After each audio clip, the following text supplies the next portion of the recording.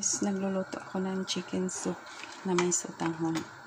So, ang ingredients nito ay ginisang luya, bawang sibuyas, chicken, patis, nor cubes, magic sarap, carrots, baggy beans, at saka repolyo. So, tikman na natin. Masarap siya guys. Tsaka malambot na yung sotanghon. By the way, meron pala itong basil at saka